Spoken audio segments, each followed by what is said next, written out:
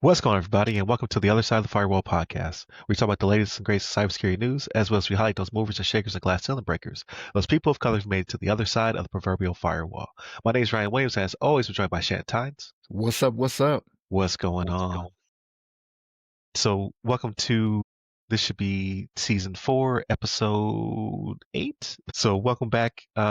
So we've changed the format slightly, so I probably don't have to say it for much longer, but now we're 1 week, 1 episode, 1 hour long, right? So it kind of matches the radio, and it's less production on my part. So definitely continue to check us out on your podcast platform of choice, as well as WDJY 99.1 FM in the Atlanta metro area and channel 10 public access in the DC Fairfax area. But without further ado, I'll give it to Shannon. All right, everybody. So this article comes from BBC.com, written by Joe Tidy.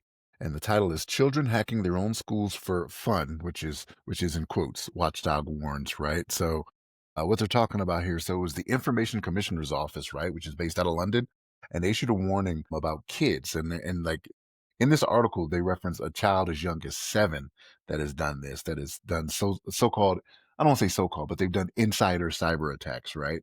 They've had data breaches in their education systems by children that are going to the schools there, right? And some of them, they're doing it on dare, but some of them, they say once they're caught, I have an interest in cybersecurity and I just wanted to, I don't know if it's one of those things where like, I want to see how good I am at it or whatever, but this ain't the way to go about doing it, right? But they're kids. So maybe, they don't know there's some things you just don't do. You don't touch the stove when it's hot, right? Like, don't do that.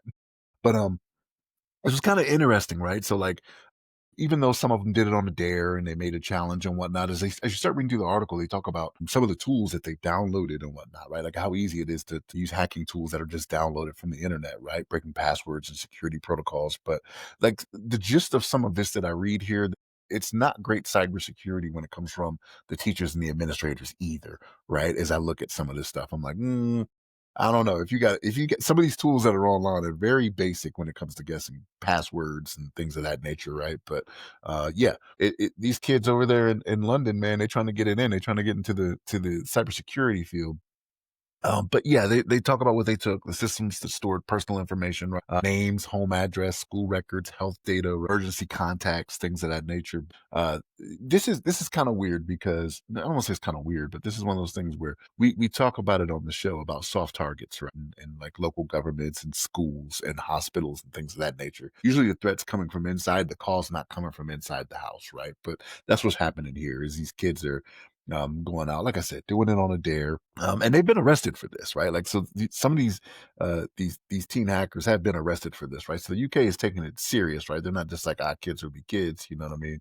But you gotta, kids, don't go out there doing this type of stuff, right? Don't go out there hacking something on your own and be like, hey, I was doing it for fun, or I was doing it to prove that your security wasn't so great. But yeah, Information Commissioner's Office in London. They're seeing a trend of this, right? And it's a little troubling that, it's an insider threat that's out here making these things happen. But Ryan, what's your thoughts on this, man? Yeah, no, I'm aligned with you on it. I think the problem is that it's a lack of not just in the UK but just in general, I believe, at least from my knowledge in the States and what we're seeing in the UK, right? I can't talk about every country. It's a lack of education on the kids' part. They're not being necessarily told what hacking is, how it's unlawful unless you've been, basically invited and signed a contract and things of that nature, right? Like 101 of ethical hacking. So I think it's a matter of better education on the school's part, like maybe add this to some kind of curriculum or something like that to give them the terminology and verbiage to then understand what they're doing is incorrect. So I do the teaching every year that I can squeeze in there. So I've been following my son through, I want to say, it's either second or third grade. I did the first one, and I used to come in and I talk about fishing and things of that nature because it's fun for me, but also I get to see the kids, think about it and talk about it and things of that nature. So it's also educational. And a lot of them are aware of what phishing is and not to share their passwords and things of that nature. But I don't think they're being taught or introduced to hacking aside from movies and things of that nature, right? It just looks cool. And what is hacking, right? Like me poking around in files and things of that nature, is that hacking? Like they don't necessarily know that what they're doing is unethical and incorrect, or the ramifications of it if they were to be caught.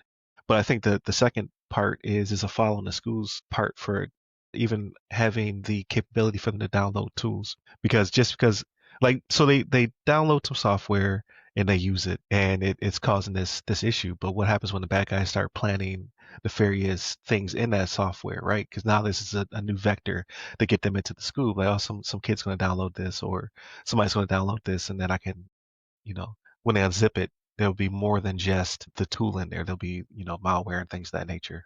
And I can't really say like, oh, kids aren't smart, things of that nature, because, like LimeWare, BearShare, Rhapsody, Napster, right? Like our generation was downloading a lot of movies and music, and a lot of those peer-to-peer software as well as shareware, yeah, as well as what we were downloading. A lot of that was not always like that. That might not be, the latest song that we downloaded. It might be the latest song plus a little bit extra, right?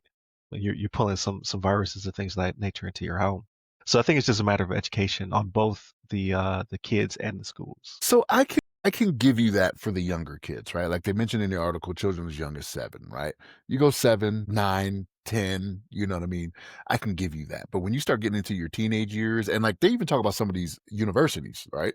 That are getting hacked over there, right? Like you know better at that age. Like you shouldn't be doing those types of things. And in some of them they were changing grades. You know what I mean? So like they know what they're doing. Like they're changing grades or accessing stuff they shouldn't have. So I don't know. To a certain extent, I'm willing to give a little bit of grace.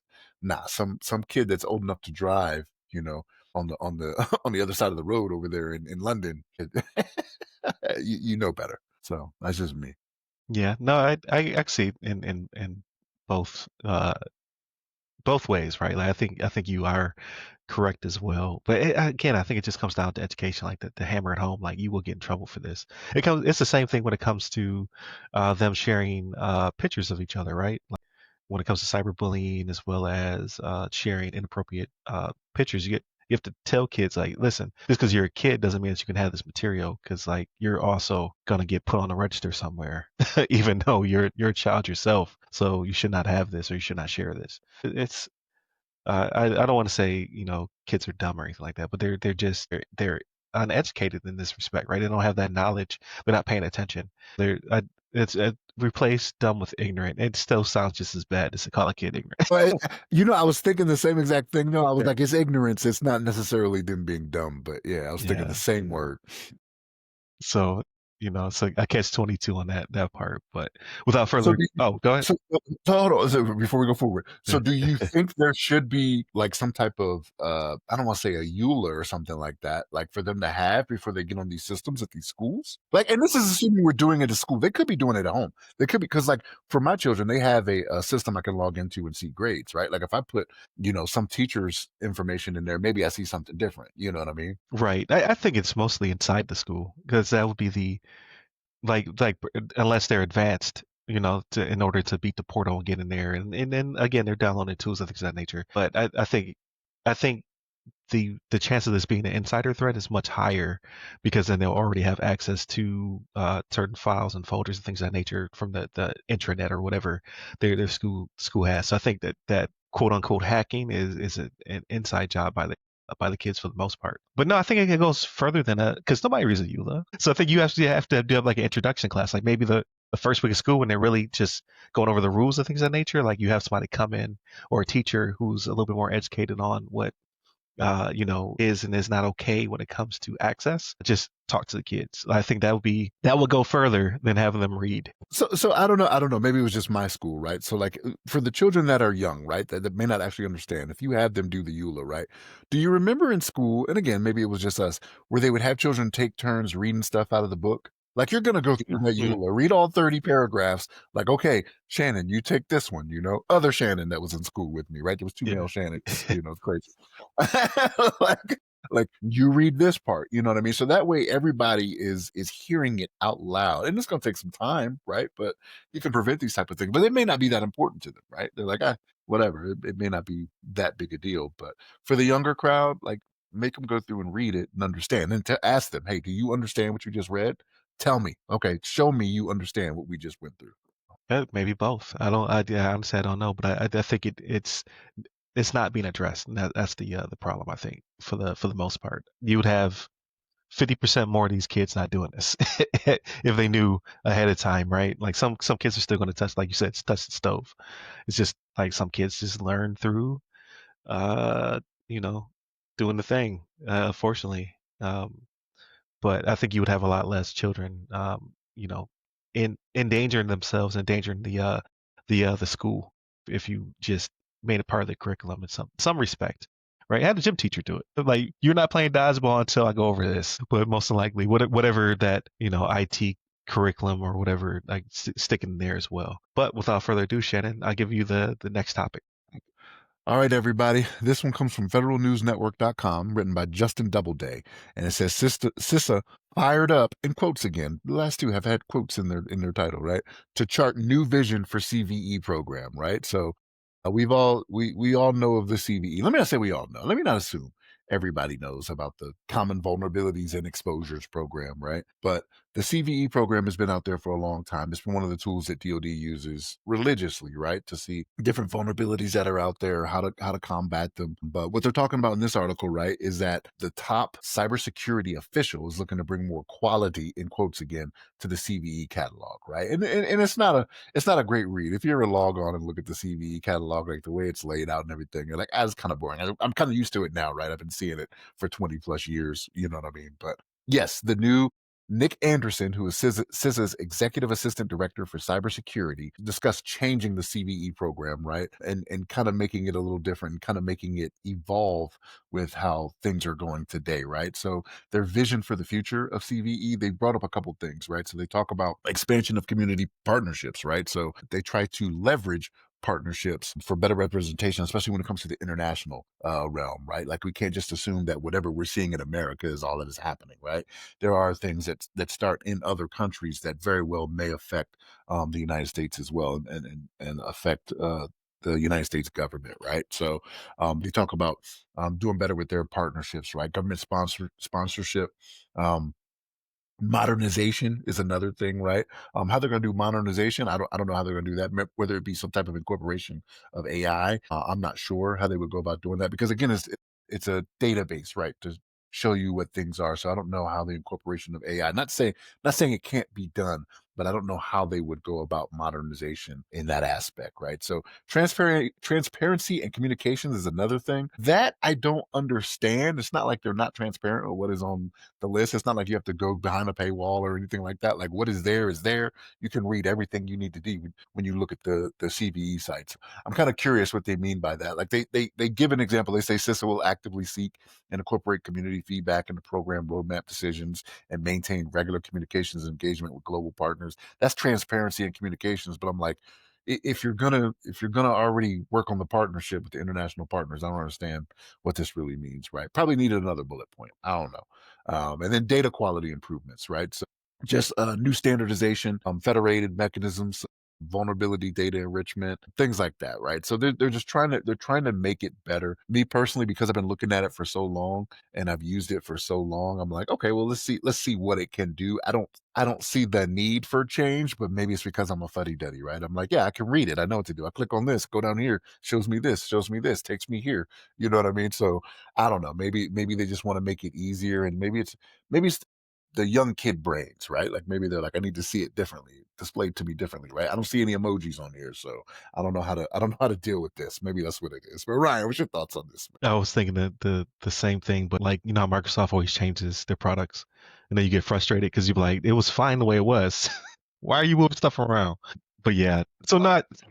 I think this initiative is great. Because they're showing care, right? Like this database is very important. So like you said you dealt with it, for 20 years. Like this was your bread and butter when it came to your career field, finding those vulnerabilities or documenting them and things of that nature. On my side, we use it tangentially, right? Like mostly this information came from you guys, or it was wrapped up in like a DISA or something like that, where we had to do some patching. So I had a couple degrees of separation between me and it. But nowadays, like it feels as though the bad guys use it better than the good guys, right? Because it's a repository of potential for them. Which one of these things have you not passed out of your system? But that's not the database's fault, right? Like that's the No, administrators yeah, themselves not doing their job. No, I agree. I agree. But it just seems as though it's a more useful tool for the bad guys than the good guys right now. Just because, uh, again, like I guess I'm trying to explain like my thought process around it. So like the bad guys see it as a pool of potential. Like here are all the things I could potentially do to you if you have not patched out your system. The good guys see it as analysis paralysis, right? Like they're just like, there's too much stuff that I have not passed out of my system. So when I think of modernization, I kind of think of not necessarily just moving the widgets around, but somehow adding AI hooks to it, so it's not as daunting. Because for the most part, like if you're a layman and you need to patch your servers or whatever, like Windows, like if you have a Windows environment, right? Because I know Windows better than I know any other environment. It's going to tell you, like, here are all the things you need to do.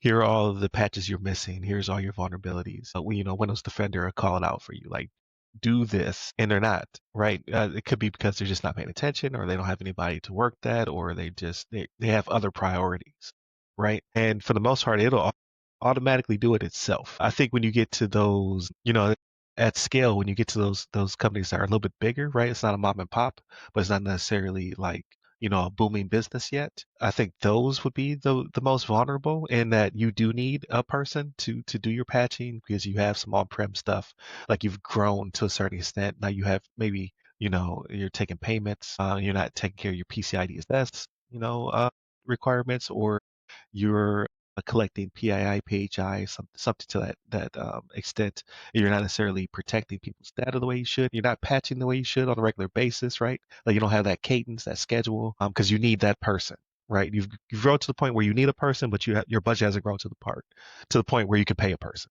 So like you're like stuck in this bad loop, and the database isn't necessarily going to help you, right? And most likely you're not even going to look at it. So maybe some automation hooks in it to some extent that can help you to address these things in a quicker manner. Like I can't really, because we're going to talk about in our next topic about AI and how they're trying to incorporate it more into frameworks for automation. So I think in that regard, like maybe just because, like you said, the language is plain. It's not overly complicated. It tells you what it is and what you need to do with it. So I would think like maybe you're adding some kind of pipeline to it to get things done in a certain way. Like maybe that's the future. Because again, like the bad guys, like it's great. It's a great tool to look out and see like, okay, here are the things. Here are all of the vulnerabilities that have been documented, what it can do to the person. Now let me see how I can leverage these on company A, company B, etc. And that's not going to go away. That's not going to change because you don't necessarily retrofit a tool or change a tool because uh you know bad people can easily read through it and use it, right? Like that'd be like you would have to uh, go into book banning and things of that nature, right? Just because the material's there doesn't mean that you need to get rid of it because somebody's going to use it for nefarious reasons, right? So it has to be on the side of, in my opinion, what they're trying to fix is the side of the people who are not using it for patching their systems and fixing their vulnerabilities. I could tell you right now with a lot of these like scanning systems that are looking for vulnerabilities and whatnot, they will reference back to CVEs, right? They'll reference back to different things, right? They'll reference back to the solution page, whether it be Microsoft, Red Hat, whatever it may be, right? So if you're doing that like you were supposed to, you will see it referenced and you can be like, okay, this is what I need to go look for. But to the point you were making about the businesses that were growing that are probably more vulnerable, right? Not the mom and pops, not the big ones, but the kind of in betweens before they expand. So this is what we talk about all the time. Before you start expanding, don't just think about it from an aspect. And I know this is what happens. You think of an aspect of, okay, we're very successful here.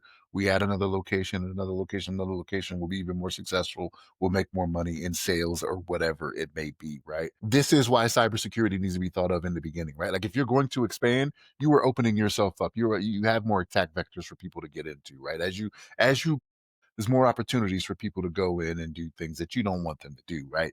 So this is why security needs to be one of those things that's thought of in the beginning, right? You have to bake it in, don't bolt it on, right? So No, I yeah, completely, unfortunately, I think you're right. I think yeah, you're right with yeah. who it is that's vulnerable there. No, I completely agree.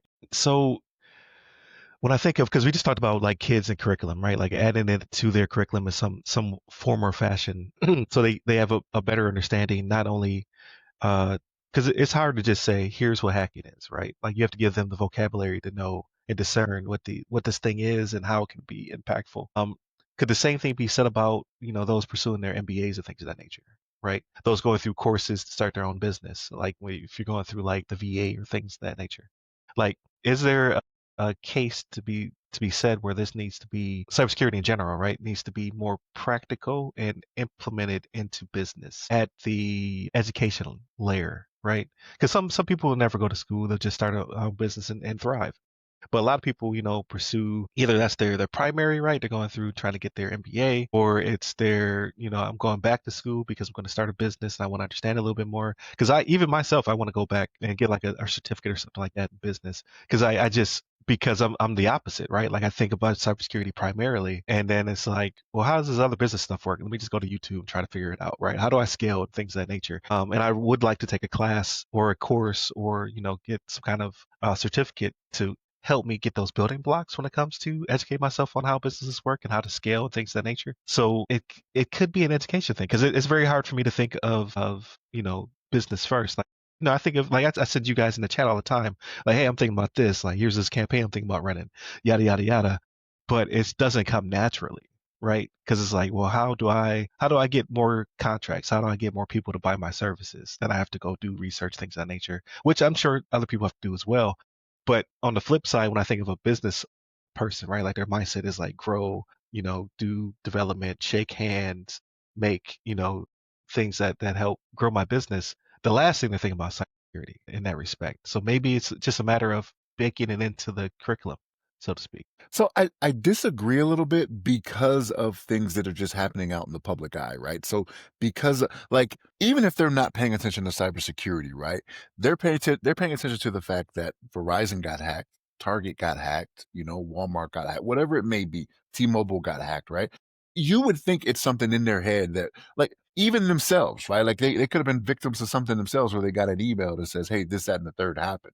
You would think even then, like even if they're not big on cybersecurity, they'd be like, maybe I should look into that a little bit, right? Like because I'm seeing like even these major players that are bigger than me just starting out are having issues with this. Maybe I should look into it a little bit, whether it be that they handle the risk in house or they transfer it to someone else to take care of it for them, right? I don't know, man. It just the way of the world right now. Like this show goes on every week because it seems like every week there's some type of major cybersecurity thing that we need to bring to the people. You know what I mean? Right. And yeah, Right. I don't disagree at all. But it's again, it's like mindset. I think that they see it and they're just like, man, that sucks to be them. And so I'm just gonna keep doing my thing and growing and scaling or whatever until they hit a point of governance or regulation, right? They hit a wall at some point, or they reach an obstacle. Was like if you want this, like case in point, CMMC 2.0, right? So now it's official, it's out there. It's finally The been final draft, yeah, yeah, final the final version. draft has been approved. So they have 60 days to get ready. But that 60 days is in addition to the 4.5 years we've been talking about this, right? And a lot of people have not done anything. So now they're going to start to get right, to spend money that they could have otherwise spent less, to prepare for the new C rules being put into contracts and things of that nature, because it was the last thing on their mind. They're just like, the government won't figure this out. I need to expand and do and grow, and some are already caught up in it because of the bigger primes baking it in to their pipelines, right? They're just like, okay, we need to get ahead of this. But man, I've worked with or worked for some companies. It's like I'll get to it when they make me get to it, and now they have 60 days to get it ready for it, right? Which will cost them a lot more money. But they're like, why spend this money or this spend my wheels in this effort when they haven't even approved the regulation yet, which I believe to not be a good mindset, um, and advantageous for me because hey, if you need a level 1 self-assessment help, I got you. If you need level 2 readiness assessment before you pay a C3 PAO, I got you. Ram Cyber has you. We got your back, right? But you did have almost 5 years to figure this out before we got to this point. And I think that's just the way it is across the board. They're just like, until I run into regulation, I'm just not going to do that. It's not. It's on my It's list, on. but it's not on top of my list. You're right. You're right, man. You're So right. I don't know. But again, Ram Cyber can help you out with that. do my little promo. So we'll see. But I think like in this case, the CV, like I think it is a great product. I'm glad they kept it because remember it was on the chopping block at one point. It's like, oh, don't do that, and now they're talking about it, expanding and making it better, which is good. So right, there's yeah, some energy behind it. But I think it's gonna have to be. I think they're looking for AI hooks. I think that's what they're looking for, which leads us into our next topic. So I give it to you. All right, everybody. So this article comes from breakingdefense.com and it's written by Sidney J. Freeberg Jr. And the title of this one is AI for ATO. Pentagon seeks AI to streamline cumbersome cybersecurity processes. No quotes in the title on this one, right? But what they're talking about here is incorporating AI into the now in the article, I want to do a little bit of specification here. In the article, they specify doing it for ATO processes, but what they're talking about doing it for is like what they mentioned when they're showing their examples is for software. Software does not get ATO'd, it gets a CTF, a certificate to field, right? So it's not exactly the same. And they talk about how, an ATO can take a year. Yes, that is true. But if we're being honest here, a lot of that is a matter of finances not being available, right? Like funding going to the system, right? Like if you're going to ATO something, you're going to ATO a system, not just software. Funding not going to it. It could be people in the chain, right? Like not getting around to something. Like there's just I tell you right now, there's situations where you will have an AO or an AODR. I know the Army still uses the term DAO, which is the older term in RML. They are stretched so thin when it comes to things that they need to do, right? And like you'll see, and I see this where it'll be the same AO for multiple systems, right? But it kind of leads to the same type of area. But neither here nor there. The fact that it takes a year, it's manning and it's money. Can AI help? Yes, it can, right? Like because there's certain things you have to do to get an ATO, right? You have to make sure you're scanning. You have to make sure you're auditing. You have to make sure you're stigging. That is the avenues where AI can definitely help, right? It can do those things for you. But I know in this article they reference it was the Marines that actually say they got an ATO in 30 days. And I'm not quite clear what they got, if it was an actual ATO for a system or a CTF for software, right? Because they're kind of interchanging terminology here. And I don't know exactly what happened because they keep referencing software, development and things of that nature. And yes, it can be. And if I'm being honest, like a year is a little long for software, right? I haven't seen it take that long, but again, it's how important it is to the people that are in charge of taking care of those duties. But it would be nice to have ATOs take less time, right? And have something in there that'll make it a little bit faster. But knowing what goes into it, there still needs to be a human element to say, yes, this is good, bad, and different, right?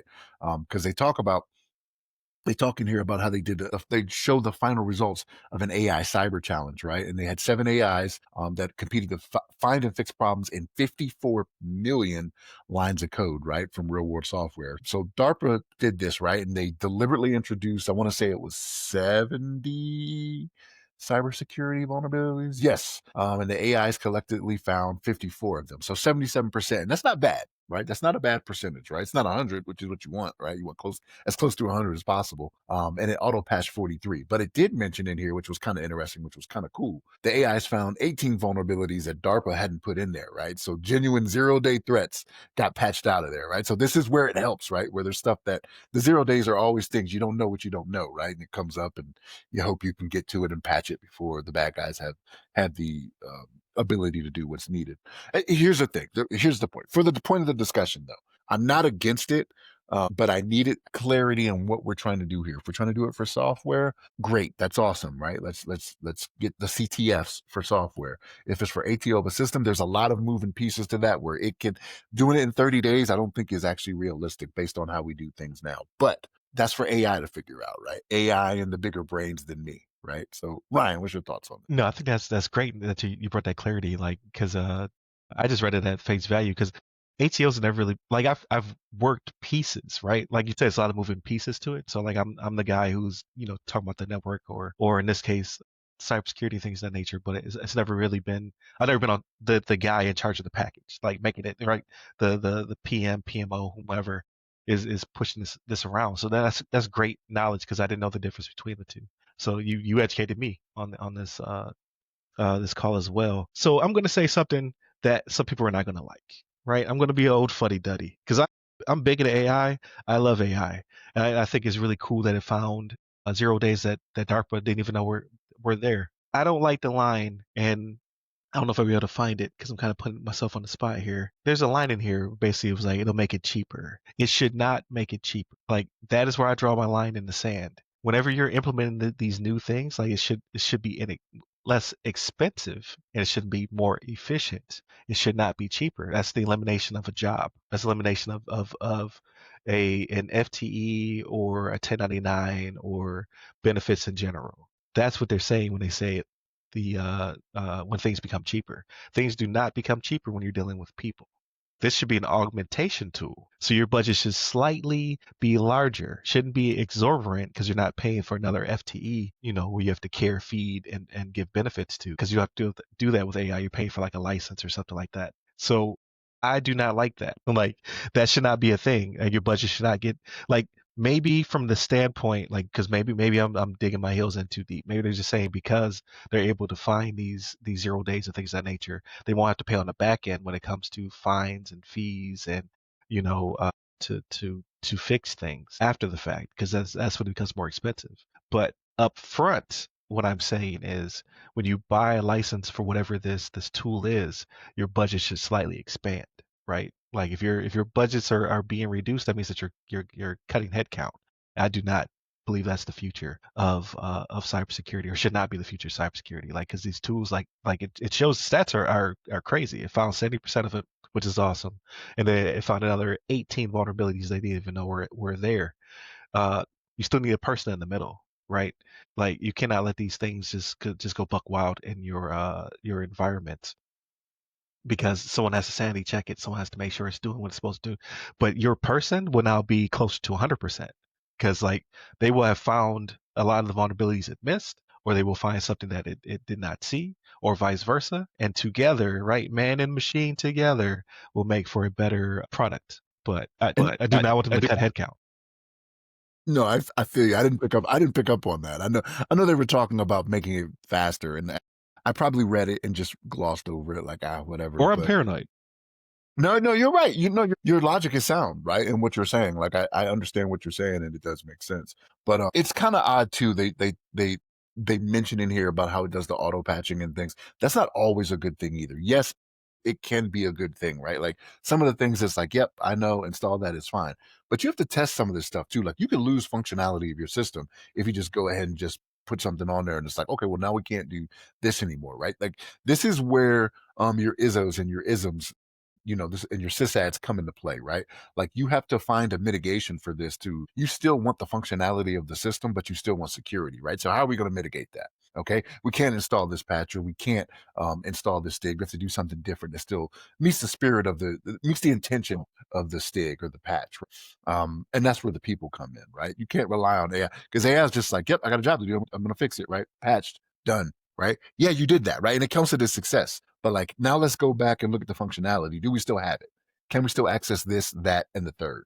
Right? Those are things that need to come into play. And it's tedious. Trust me, it's tedious. It could be writing memos for mitigations and things of that nature. It's crazy. I get it. But it's not an all for one thing just to say the AI can patch it, can find it and patch it. It's not always. Yeah, and again, like my spidey senses go up because I'm seeing a lot of articles where you have like CEOs of pretty big companies saying like we have 1,400 people in this department, and because of our implementation of AI, we can reduce it to 200.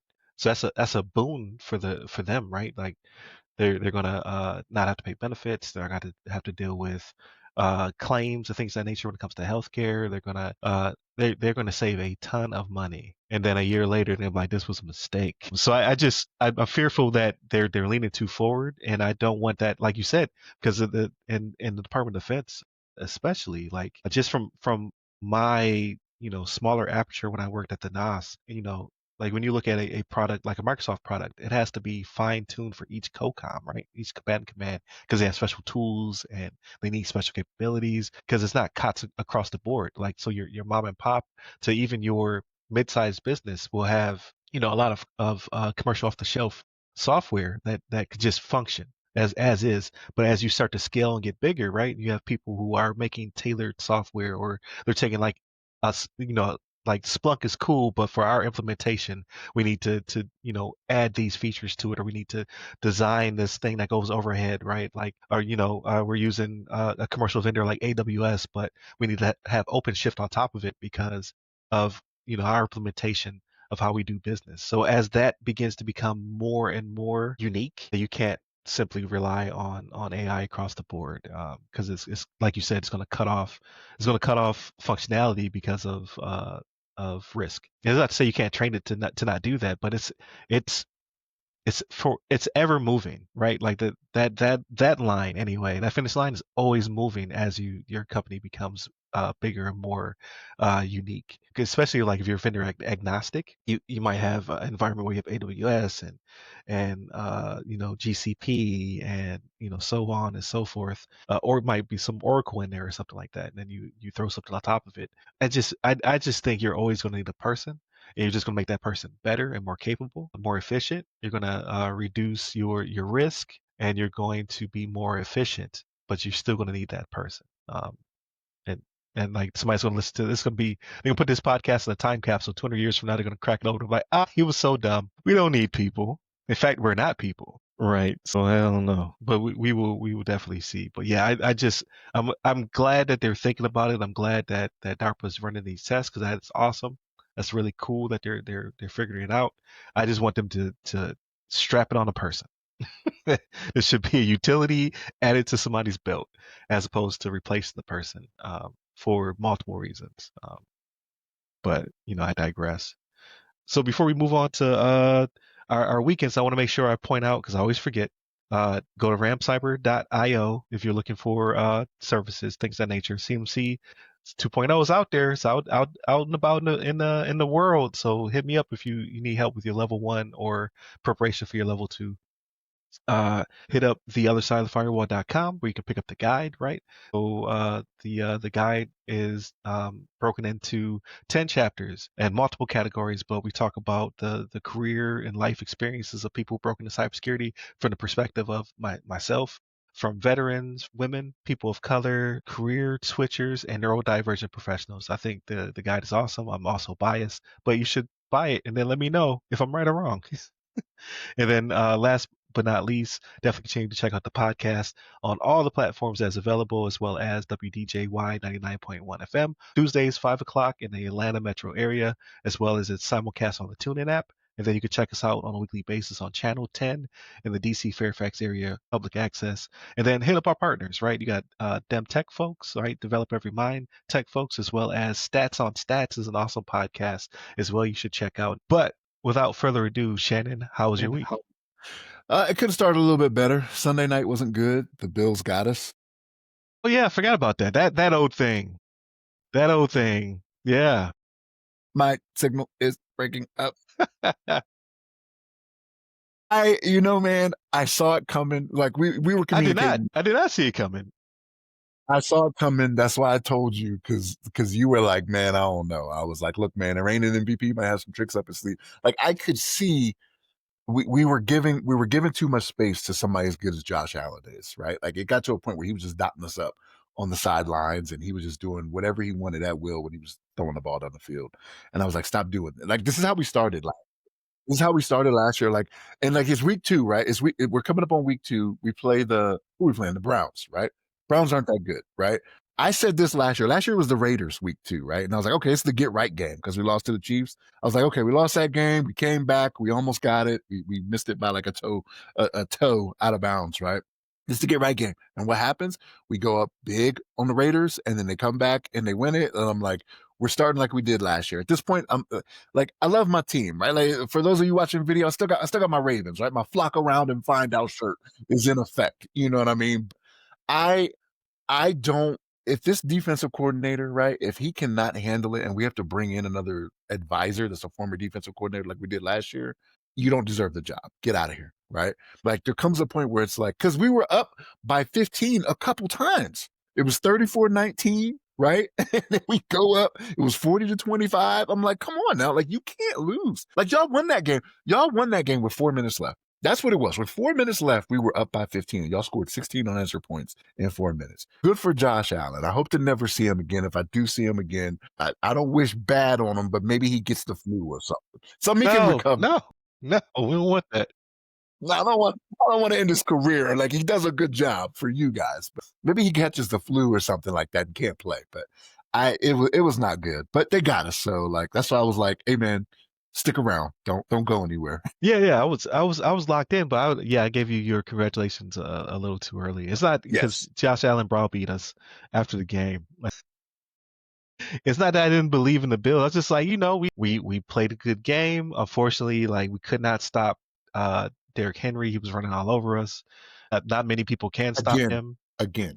Yeah, he was running all over us. And then Flowers, like he was getting open. He was making space. So I was just like, they got the best of us. And then that fumble happened. And then it was like I don't know. The But spirit. Ryan, even with that, even though that was an inopportune time for that to happen, that's not what did us in, right? Like the defense just you can't lay off the reigning MVP like Mhm. that. You got to keep bringing that pressure or he's going to make it happen. And he did, right? So like, even though it was inopportune, like when you guys went down the score, we were still up by 8 on 4th and 3.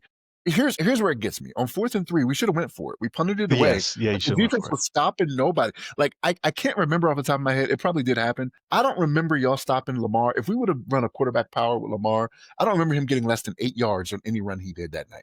Like he was on it. Like y'all couldn't stop him, right? When he got the ball and ran with it.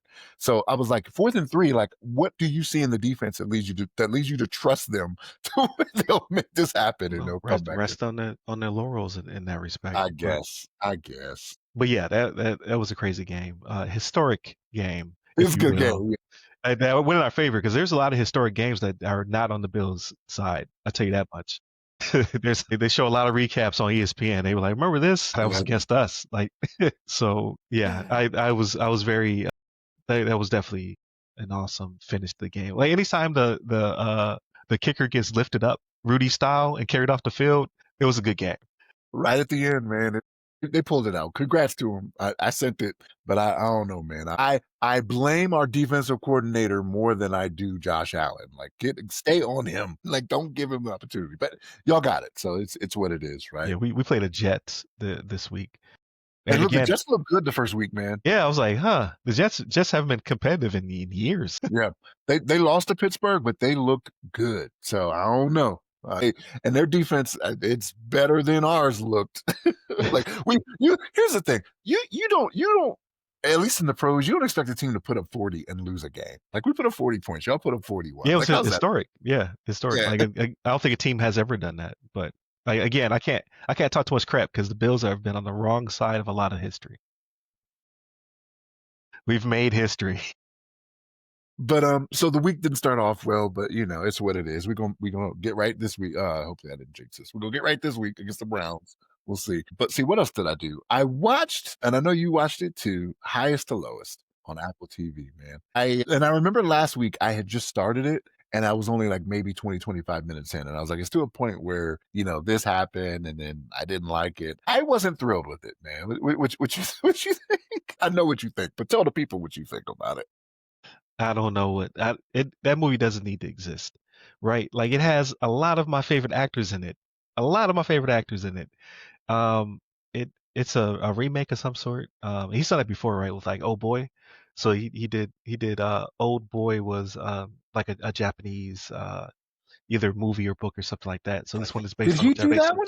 Did he do that one? yeah. Old Boy is Spike. With Yeah, That did they play Thanos? That's what you're talking about? Or am I thinking yeah, about a different movie? yeah. You talking about yeah? What? Same movie. Mhm. Brolin, Josh Brolin, right? Yeah, What? Okay, yeah. I did That's not know that's that. Spike joint. Okay, That's the thing about Spike Lee. Like he's very it's hit or miss, right? Like because my wife and I were talking about it too. Like he has a lot of bangers, right? Like of course you got like Jungle Fever and you got Crooklyn and you got I thought Oh Boy was pretty good actually. You got Malcolm X, you got Inside Man. Like he has a lot of jams. Like Miracle at Santa Ana, like that. I keep telling people to check that one out. A lot of people have not watched that movie. It is a really good war movie, dealing with a all black company and how they had to deal with. I think they're in Italy, um, but just like propaganda and like the way they're being treated better by the citizens they were helping out than they were by the Americans, right? That they had to go back home to. The Summer of Sam, right? Like he does some. He got game is where I put this one. Where it's like he got game was only good because it has nostalgia for me, right? But there was a lot of bad acting in that movie, and Denzel could not pull it out of the hole it was digging for itself. I felt like that was what this movie was as well. Like it just felt like a bunch of bad acting. It really did, and I don't know why. And this is based off. It was based off. I think it was a novel called High to Low. I think is what I saw when I was watching it. So Yeah. he's called it Highest to Lowest, but it's based off a book, High to Low. But Spike almost always has source material, and I will tell you this, like, and him working with Denzel, I'm gonna try to call him by his right name, right? We're Nah, not it's supposed to. it's always gonna be Denzel. I know I've done it for years, but That man is Denzel, like 72, 73. There's a point in it where he's running and Shuri called it out. She was like, that's not him. yes, yes. So yes, I saw that, and I was like, yeah, he's a little old for this, and I was like, no, that don't look Yeah. like him. Because And that then dude was running. it's crazy because in the credits they do have a stand-in for him. Oh, Like do they? there Okay. somebody. Yeah. So I'm like, all right, yeah, he's too big to be risking it with that, right? Pull his hamstrings off the bone. What the fuck? Yeah, but but no, it left something to be desired. And like I said, Spike always has some type of source material. And I will tell you this, like I've read the autobiography of Malcolm X a few times, several times actually. And when he did Malcolm X, there was a lot that he stuck to in the source material that I was like, man, it made it a really good movie, even though it's very long, right? But so is the autobiography, right? Like if you read the autobiography of Malcolm X, it is long, but he did a very good job of sticking to the source material. And again, it's through Malcolm's words, right? So like at that point, it's like you can't go wrong with this. And there's some embellishment, right? As is with everything in Hollywood, there is some embellishment. But yeah, that one I wouldn't. I don't think I'd watch it again. You know what I mean?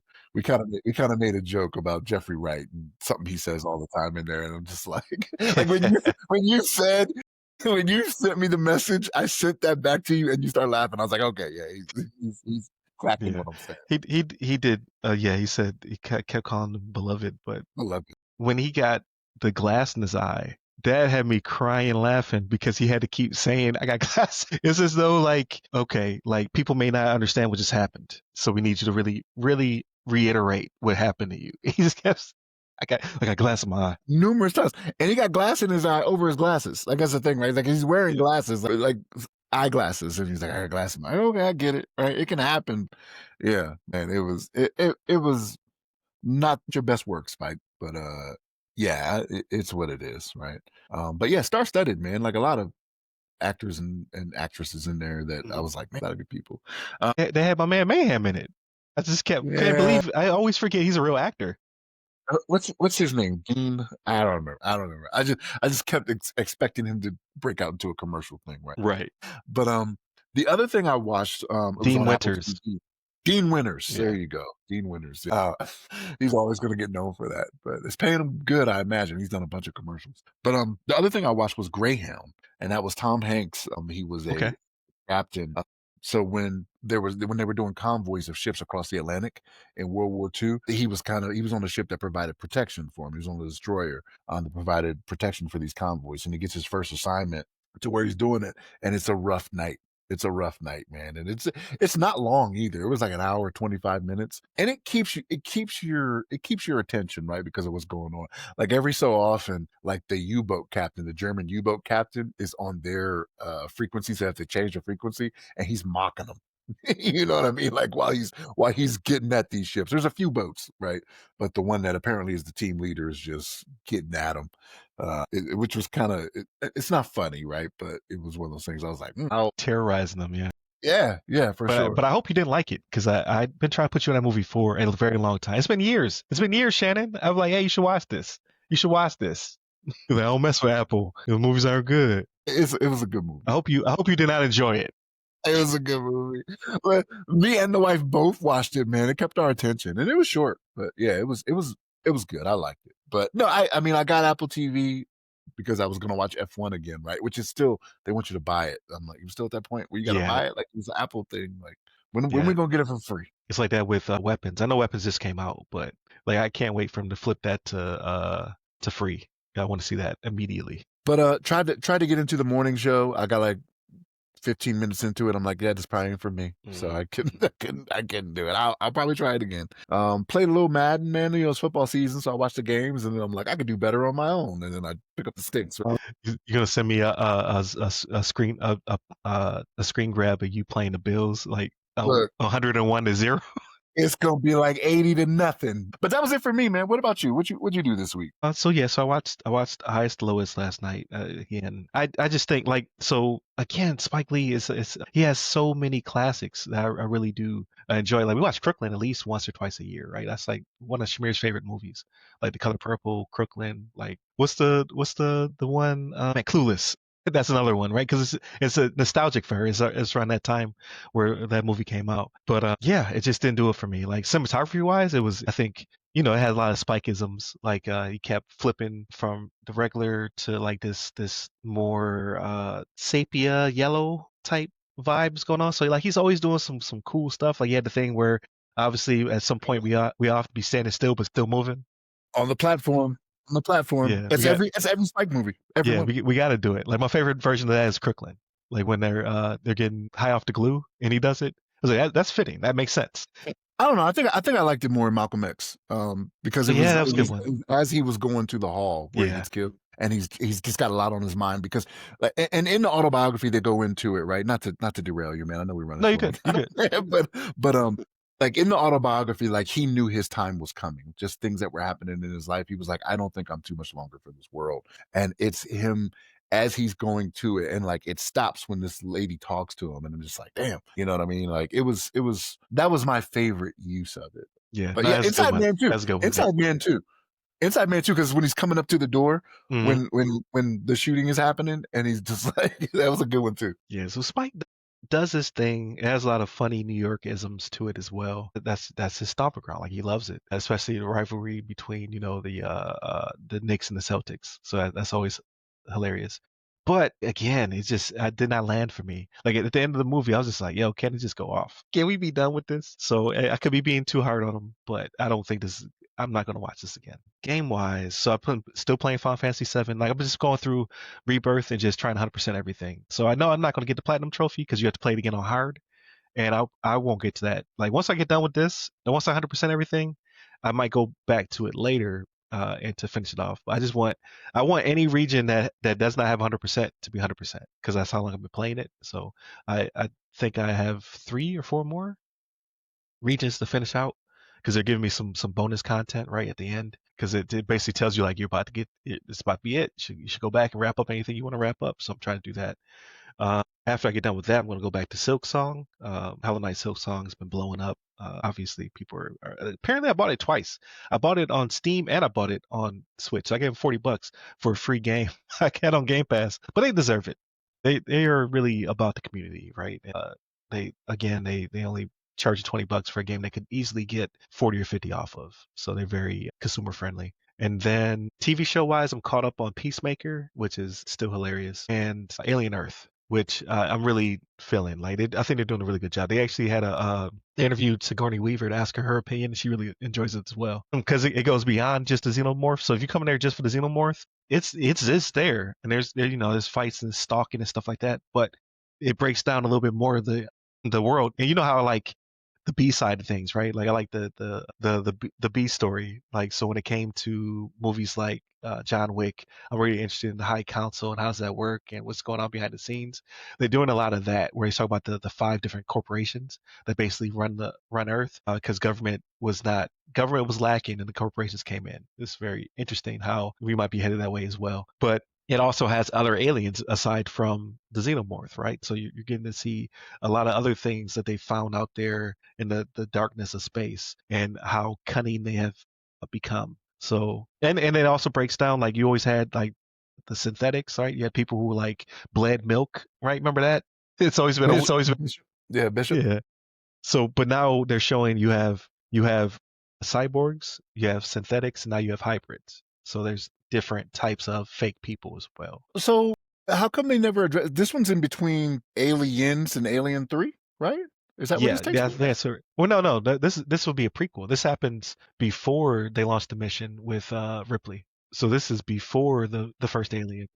I thought you sent a timeline. I gotta double And check. it was, yeah, okay, yeah. I gotta double check, but yeah, it's definitely early in the series. But you know synthetics, you see them all the time, and they're always the eerie character, right? So now they have all of them on the show, and they all have kind of different personalities to a certain extent. Like they all have different motivations. So I think that's pretty cool as well. Because I don't remember there being any cyborgs. I'm sure there were.